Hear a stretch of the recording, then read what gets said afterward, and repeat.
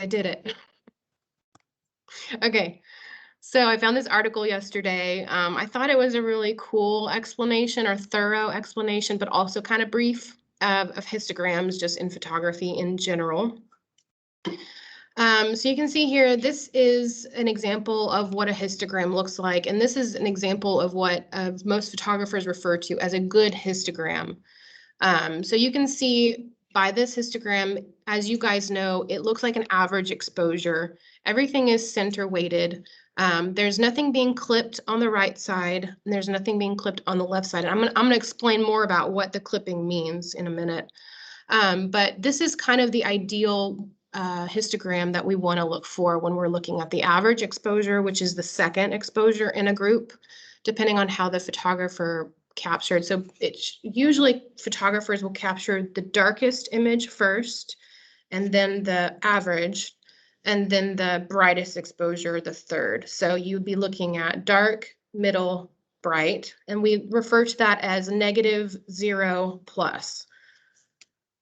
So that's basically how most photographers capture. You might get some who capture the average first, and then you see the dark, and then you see the bright, but that's a little bit more rare. So basically, a histogram is a graphical representation of the tonal values of your image.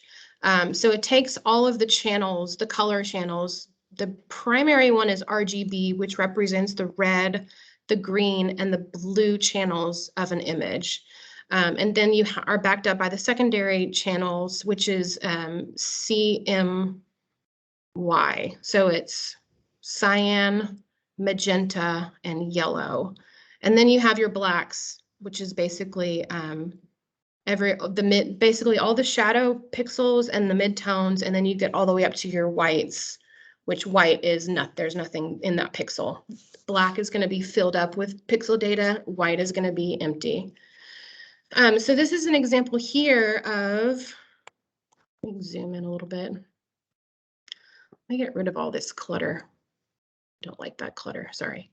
Okay, so this is a kind of a representation of the shadow clipping and the highlight clipping. So basically, if anything is touching either side, any pixels are touching either side of the histogram, that means they're being clipped. So they're losing any value or detail in that pixel. On the left side, it's just a full-on 100% black pixel. There's no detail, there's no information. And then the other side, the highlight, is the white, so it's pure white, no information, it's being clipped. So on the average exposures, we don't want either side to be clipped. We want everything to be center weighted towards the middle. For the shadow exposure, which is the brightest, we want, obviously you are going to have clipping on that. So you really want to focus more in the shadow pixels, which would be lying on the left side of the histogram when you're looking at a shadow detail. So this is an example of a shadow detail image. This one is overexposed a little bit. I would say the bulk of the data lies right here on the right side in the highlight zone. And we really want that detail to be pushed to the left a little bit. And you can see I have my highlight clipping notification on. So you can do that on your end too, just by clicking that little arrow. Basically shows you what pixels are completely clipped and do not contain any data. So on this image, the photographer should be doing this on their end. I'm trying my hardest to get everyone on the same page on the photography team, but not all of them are up to speed. So this would be probably a better example of what the brightest image should look like. Granted, you are losing some detail, in this area, in this zone. So it's not really important. I don't think that little sliver of space is that important to see in the final blend, so that's not that big of a deal. But this is an example. If you were editing this job, I don't really think that it would warrant needing to adjust. I would really worry about this area out here, because this area right here might come out as kind of muddy in the blend, I'm thinking. So, but you can definitely adjust it a little bit on the JPEG. Obviously, the best way to do it is on the raw file, which the photographer has in their possession. We don't get the raw files. But if you need to adjust a JPEG, you definitely can. Okay, so that's clipping. And then there's the color channels. So as far as white balancing, I kind of touched on it a little bit, but I can show you a little bit more. Let me find one that is, these are just recent shoot reviews I did with the photographers. So I still have them loaded into my computer. There are some yellow ones up here a little bit. So whenever you are adjusting the white balance, I would always work from the average exposure. So this photographer shot 0, minus, plus. So they shot the average first, the darkest second, and the brightest third. So that is a little bit different as to how it's primarily done by real estate photographers when they're bracketing. But it's just really just a preference thing. So in this image, you can see just by looking at the histogram, you can see the yellow up here and the red on the right edge of the slope. That's really where you want to look when you're determining is there a color cast, is on the right edge. It's basically the leader of all the highlights. It's just the leader of all the data. Hi, Kevin.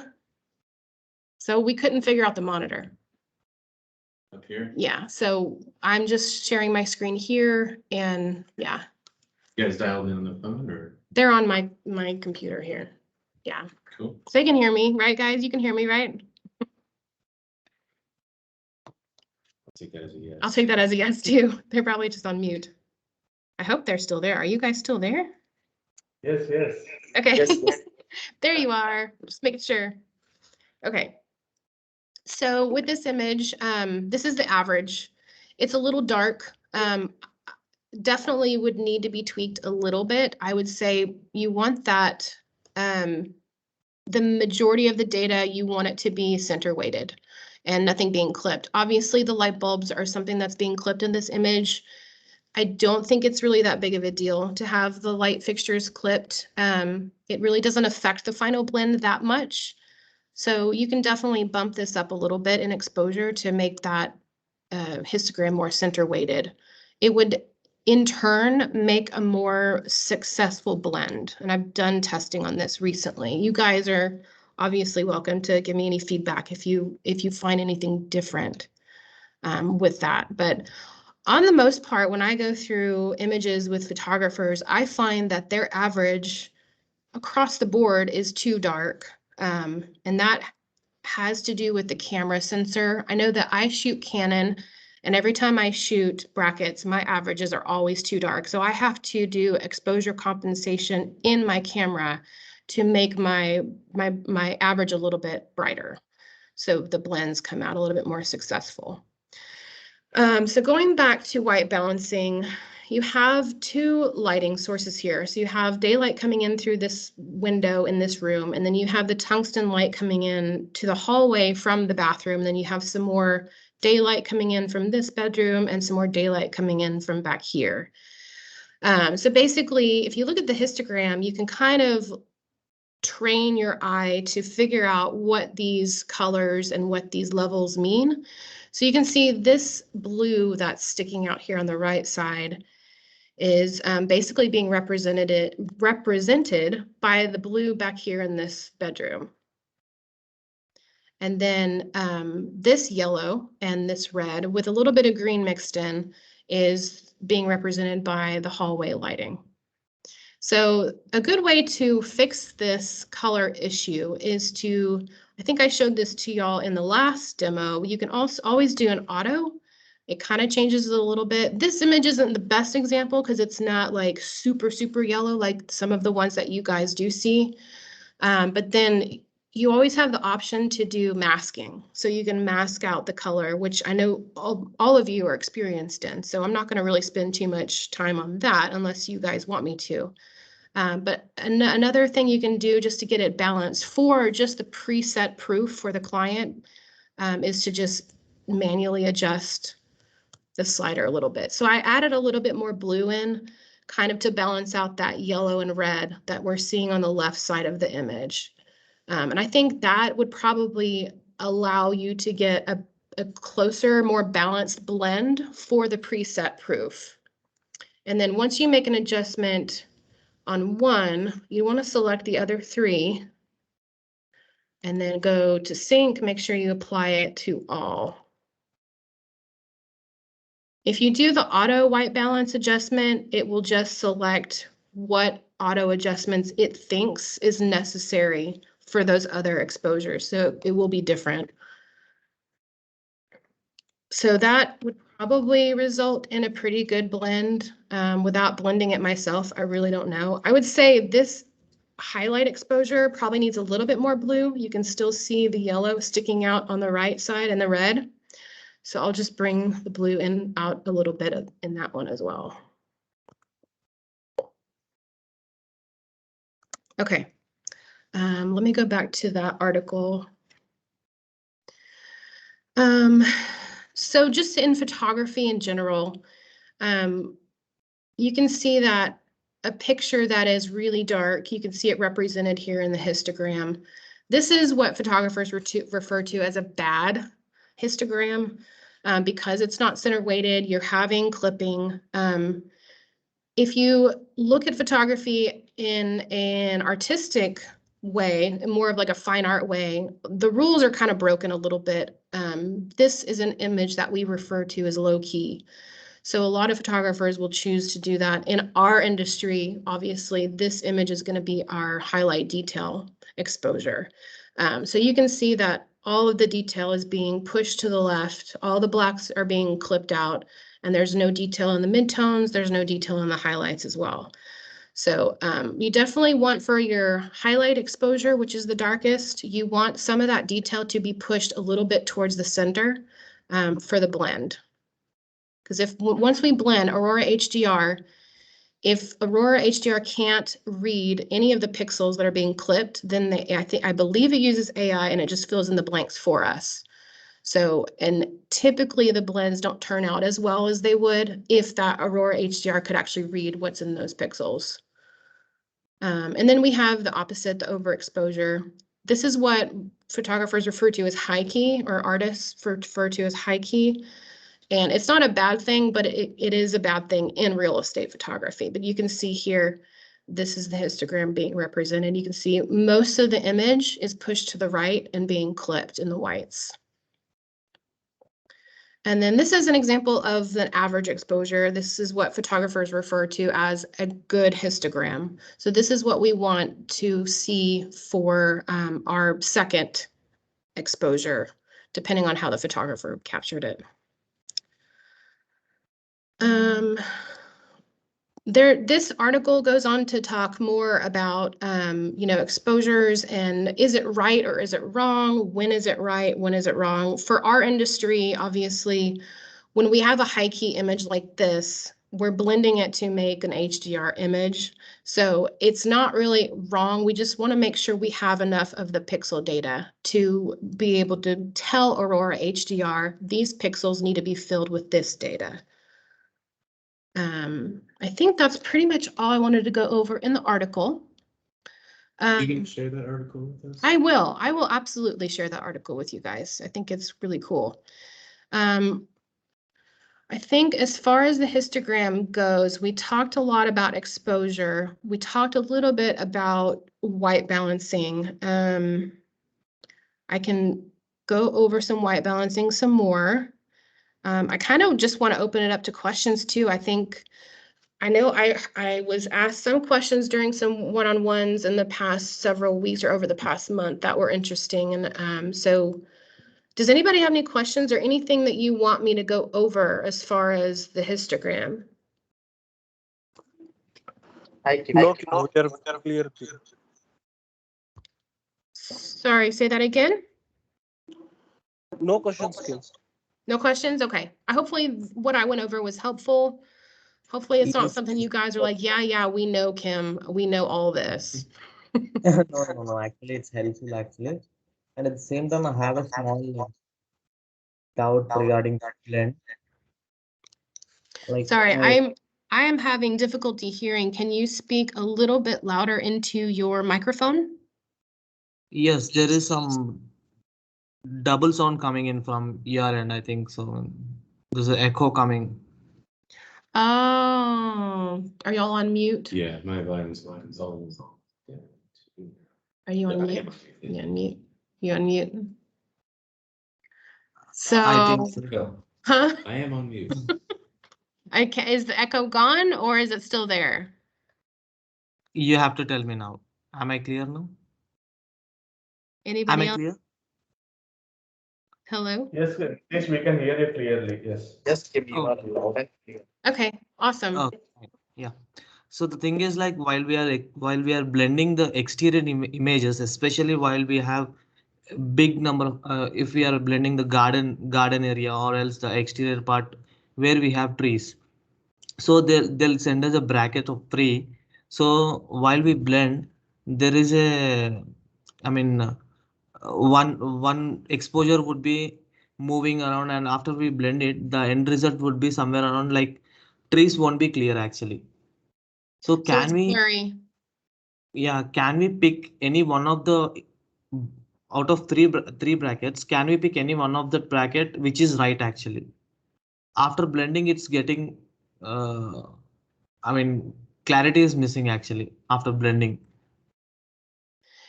I Due guess to Nitin is the, talking about ghosting sorry, issue. Ghosting, yeah, exactly. ghosting, yeah, it's the motion blur. Yeah. So basically selecting the de-ghosting button whenever you're about to blend, before you blend, clicking Yes. the de-ghosting button, you guys do that? No, actually, I was not aware about it. Oh, okay, Yes. yeah. So let me actually open Aurora HDR. I have it. Yeah, in Aurora we do it actually. We try it. Even after trying in Aurora, we set our exposure levels, and we try from a different presets. I mean, in Aurora we have with ghost and without ghost. We do it. Even after doing also, there, since you said like there is some motion blur, something which is there. So sometimes what happens, like, the first image is like stable and the second two images would be, uh, motion is like moving around. So after the blend happens, the final image which we get, it like, it's like not clear. Yeah. So if we pick the one image and we work on that particular image, and I don't think we'll be having the same problem again. Can we do that, or else we have to blend at any given point? That's a good question. So you're basically asking, let me just make sure I understand. You're basically asking, can we take the average exposure and Exactly. just work on that, open up the shadows, bring down the highlights, and add some the preset to it, add maybe some contrast to make it look HDR. So basically, can we fake the HDR on one file to eliminate the ghosting that occurs once you blend it in Aurora? Exactly. On a particular images, not on everything. Where Right. Just for select images that don't get corrected with the deghosting selected. yes. I think that should probably be okay, but let me get back to you on that. I'll get back to everyone on that. I need to do a little bit of testing first just to make sure I'm not, forgetting anything there. But in Aurora HDR, it gives you the option to select, and I don't have a ton of experience with Aurora, honestly. I used to blend it in using a different software. I used to blend HDR and using different softwares. Aurora is kind of new to me, but I've been dabbling with it a little bit. So I believe that when you're going in to blend the brackets, are you able to select the bracket that you're wanting to use for the deghosting setting? Okay, Lane is saying yes. So when you do that, maybe have you tested selecting different brackets for the deghosting setting to see if it resolves the issue? Yes, Kim. I mean, we try from the whatever the options we have in our Aurora, we try it. It's a very rare scenarios like once in a blue moon we get those kind of issues where Yeah.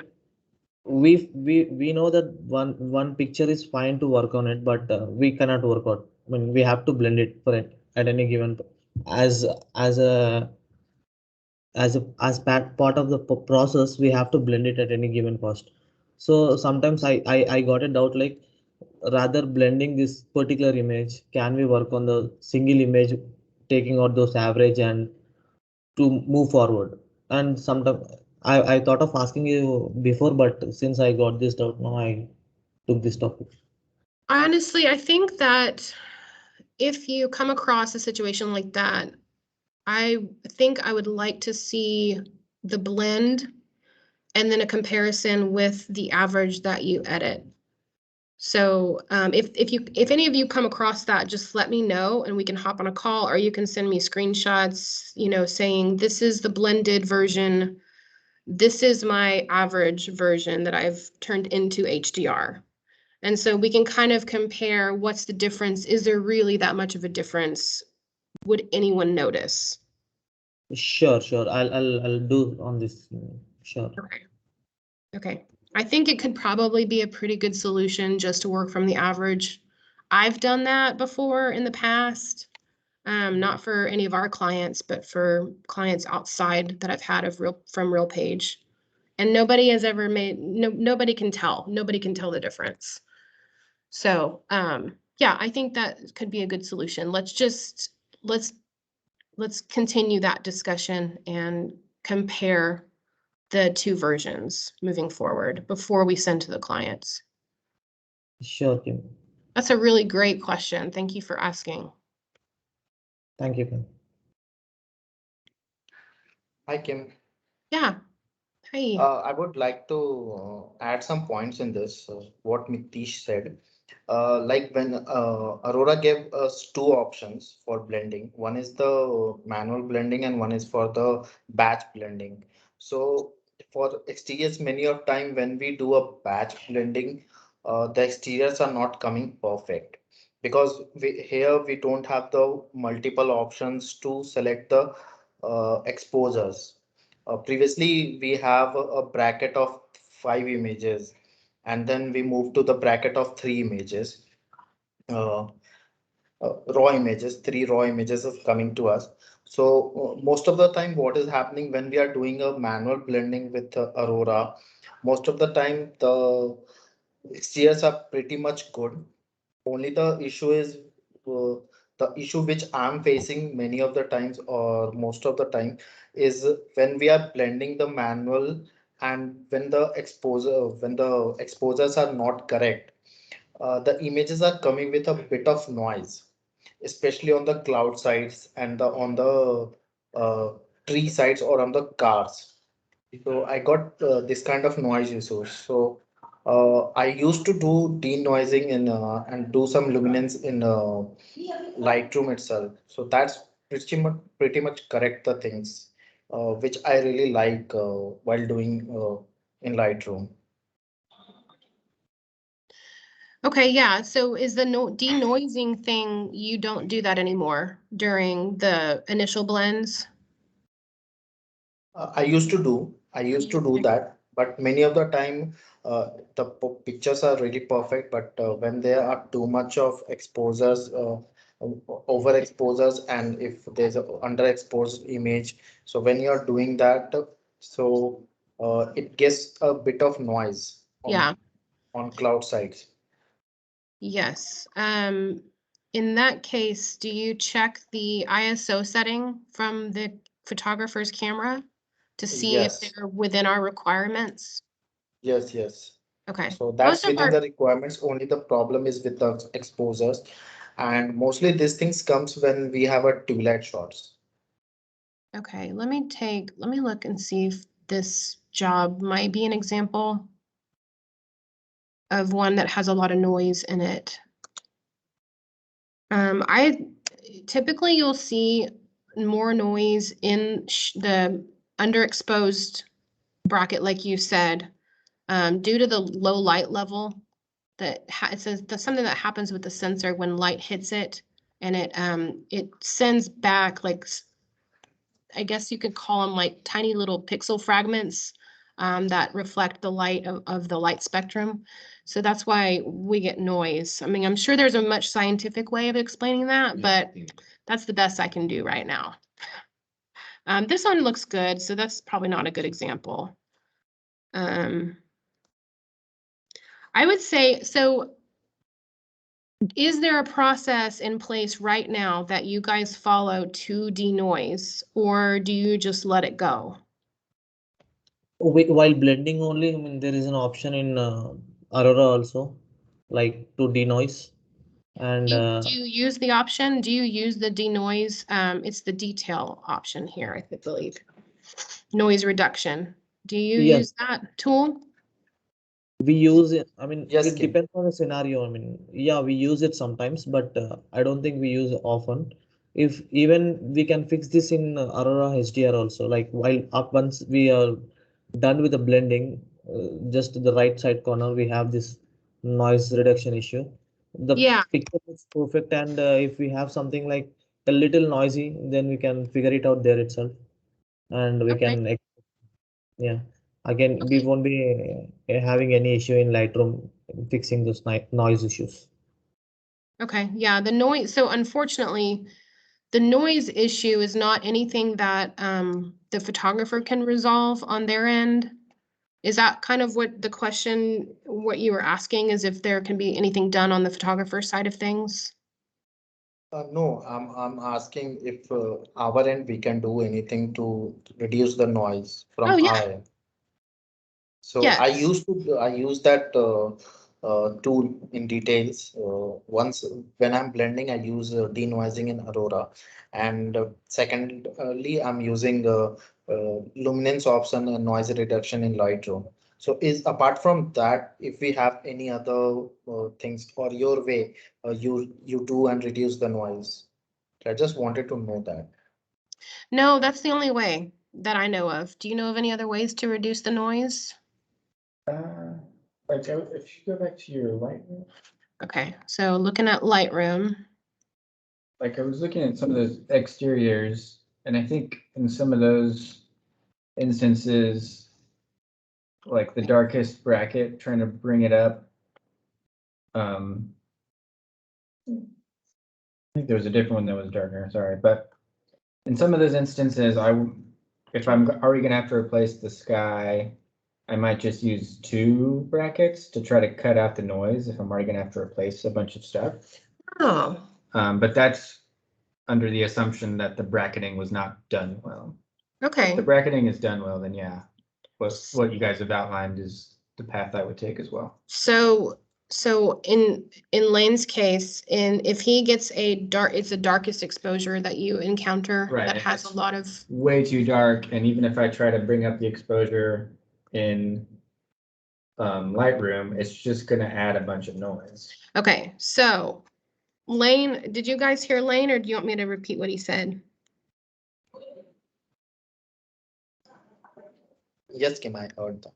You heard, okay, so Lane he'll choose to the average exposure and the brightest exposure to only blend together. If the darkest exposure is just way too dark. Yeah. Okay, yeah, that's a good solution.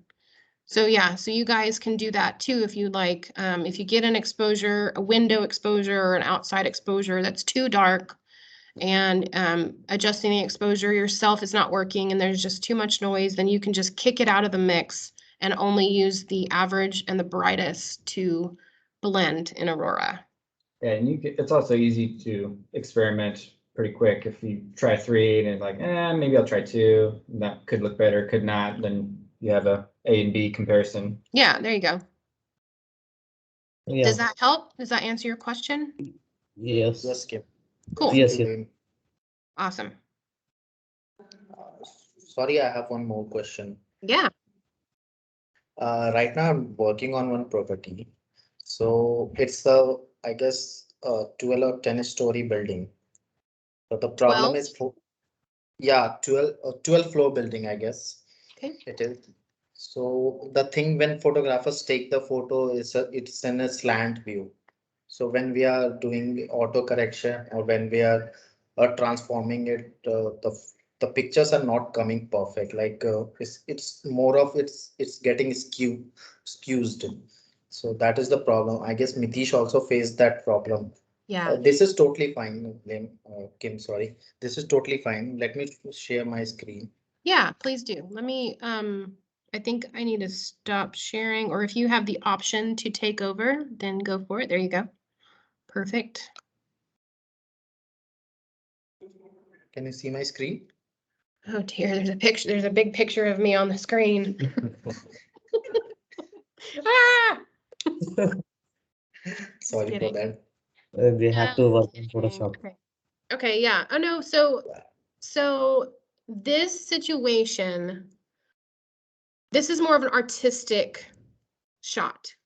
So this one kind of breaks the rules of the traditional real estate, the traditional straight vertical lines. So this one's okay.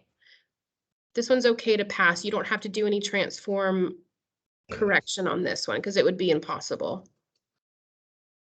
Okay, so no need to do the transformation on this kind of images. No, no, this is just an artistic view. The client might have requested it. So I would just leave it as is. So there Okay, could sure. be an intentional picturization for this, I guess. I mean, intentionally they have done this kind of a photograph. I mean, they captured this way.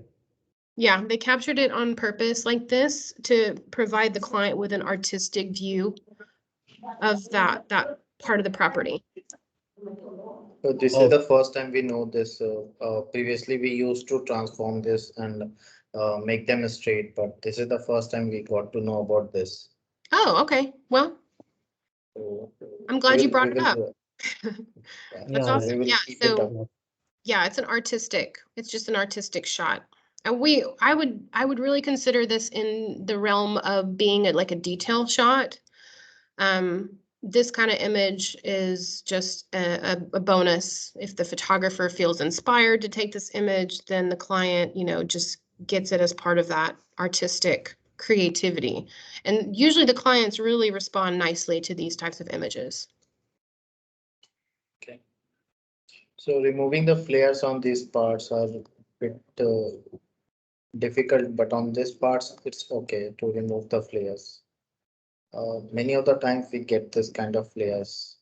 Yeah, flares are a headache in photography. Yeah. These are okay. It can be easily removed, but on what to do on these trees With texture, And- yeah, and this textures, these are texture. really heavy. I would use the healing tool.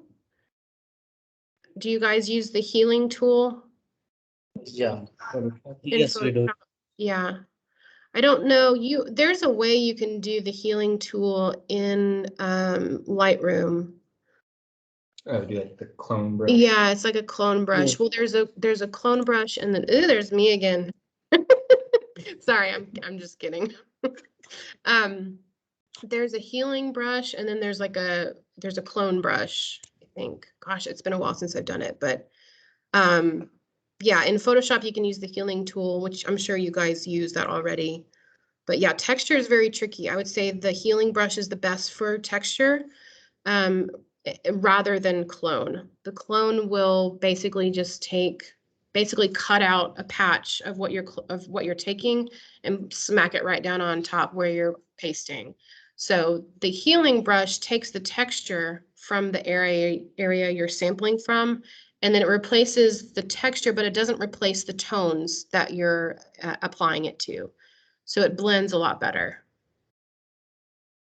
And you can use, for healing, you can use a softer edged brush or you can use a harder edged brush. Okay, Ken. Yeah. Cool. Anyone have any other questions? Or just issues? No, Kim, actually we are happy now. I mean, seeing the production queue, it's been a long time. We have seen so big list. Happy Yeah. that we've got enough work now. Good. Awesome. Well, we can probably end a little early and let everyone get back to their morning. I got one more thing. Oh, yeah. Can you pull up the editing time study? Editing time study. Yes, I can. It's in the, It's in the Teams. yeah. Actually, I think, where am I? Where am I? Where's my Teams? Where is my Teams? It's in general. Hold on, let me close out Aurora and Lightroom.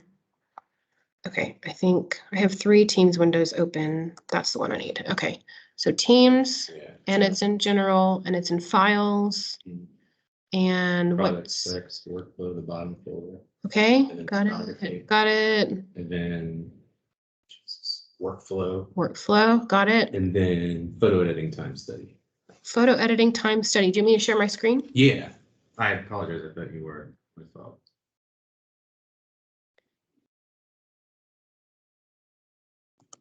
Share screen. Okay, let me maximize that. Yeah, and then scroll a little left there, Kim. Left, left, left. So I had a question for Matish. I see, Matish, you have numbers over to the right, but there's no PMC or properties listed. Sorry. Good. Did you catch that, Matish?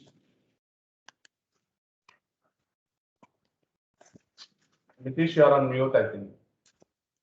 I'm sorry? Yeah. We have another tab actually. I think I forgot this actually. Before, like I was having a problem in opening this file. So Uh-huh. I noted all this in the separate notepad. Then I entered, but I think I forgot to enter the property names. Yeah, I have this data. I'll do it now itself. Okay, yeah, if you could update that, that would be great. Yeah. Okay. Yeah, sure. Oh, sure, Okay, Kevin. cool. That's all I had. Sweet. Alrighty. So I guess, Lane, did you have anything or? No, I enjoyed it. It's nice to slow stuff down, Yeah, just kind of talk about the processes. get the fundamentals back in the brain. Yeah, And that's funny, like I wouldn't, like I haven't tracked, but I'm totally believe like the color science between the different manufacturers, like you were saying, like the Canon's dark. yeah. That's- I've noticed Canon and I've noticed recently Sony. Our Sony shooters, their averages are a little darker. Like their blacks are a little more crushed or something. Well, whenever they, Their average exposures are. yeah. So whenever you're taking a picture and you have that little meter that says 0 in the middle and then there's notches. I don't know if you're familiar with it, but the 0 means your camera is sensing that exposure, that shutter and that aperture combination and that ISO combination is the best average exposure. But for some reason, my Canon sensor and some Sony sensors detect that average is perfect, but it actually looks darker than whenever you get into Lightroom. So I have to compensate. I have to add a 1 stop over to my 0 to make it look right. Interesting. Yeah, and they'll just have the different algorithms for the colors and the exposures and Yeah. metering and all that stuff. Yep. Correct.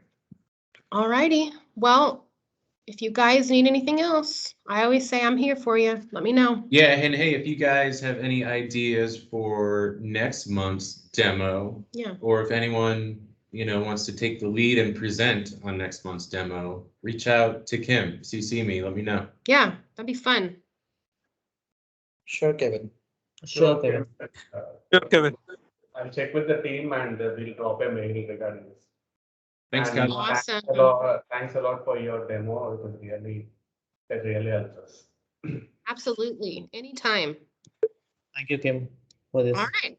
I think one more note I want to add actually. So we had some server issues, I think, latency issues.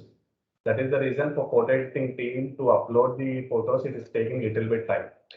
Obviously, there could be if at any moment if there is any delay from the team, please we'll try to drop a note prior saying that this delay might happen due to the so and so reason. Okay, so team, as we are doing work from home, obviously we are facing few issues regularly with the VPN. So, and again, taking the images and uploading to server also, it is a big time for us.